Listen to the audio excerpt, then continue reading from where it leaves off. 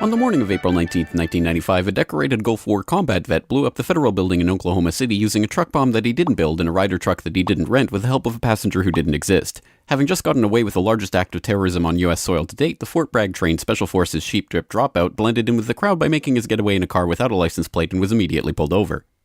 The ATF was the supposed target of the attack, but luckily all of their agents were out of the office that morning. Later that day, the president boldly declared, "We will find the people who did this. And when we do, justice will be swift, certain, and severe." Except for John Doe number 2. John Doe number 2. John Doe number 2. Who, according to the FBI, never existed. In McVeigh's unprecedented 3.5-week trial, the prosecution didn't show the CCTV footage of him and John Doe number 2 parking the Ryder truck. Didn't explain why 24 separate witnesses mass hallucinated the existence of John Doe number 2.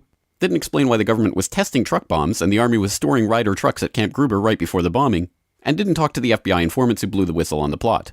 But they did collaborate with the CIA, and they did convict McVeigh as the lone wolf bomber and Terry Nichols as his bomb-constructing accomplice. Still, a bunch of crazy conspiracy theorists, including 300 bombing victims, insist on talking about facts and evidence and refuse to simply believe what they've been told a million times by people in tailored suits with well-coiffed hair.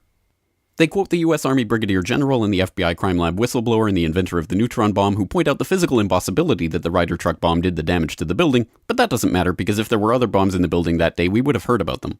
The second explosive was found and defused. I think he said another bomb. The Justice Department is reporting that a second explosive device has been found. They then found a third device, which was also larger than the first. And I see another bomb truck going, so apparently they're going to try to get out that third bomb. The FBI claims to have lost the footage showing McVeigh and John Doe number 2 parking the truck in front of the Murrah building that morning, but that's understandable because the Bureau has a lot of important evidence to store.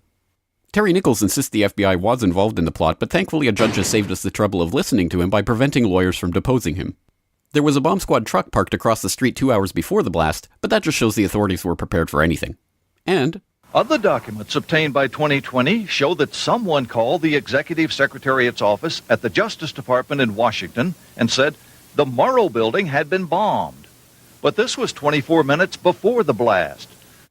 But that just shows the public was unusually vigilant that morning. Also, apparently, before the bombing, Governor Frank Keating's brother, Mark, had been working on a novel about a terrorist bombing in Oklahoma City. Stranger still, one of the characters in the novel was named Thomas McVeigh. But that's probably just a coincidence.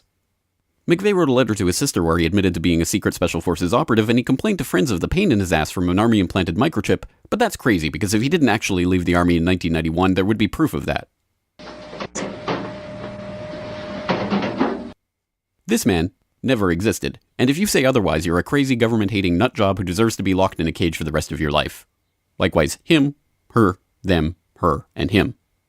And him and him. McVeigh was not executed on May 16, 2001 as scheduled because the FBI had failed to turn over thousands of pages of evidence to McVeigh's defense attorneys. But the execution went ahead on June 11th.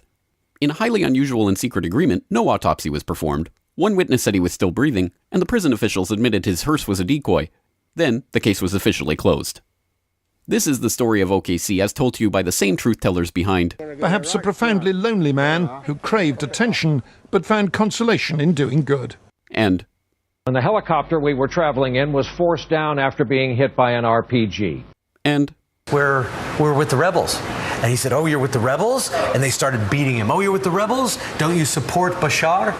And if you question any part of this story, you are a paranoid wingnut birther, truther, tenther, prepper conspiracy loon who should feel guilty for having been born. If you love baseball, fluffy kittens, hot dogs, Barbie, Star Wars, and freedom, you will never ever bring up any of these points ever again.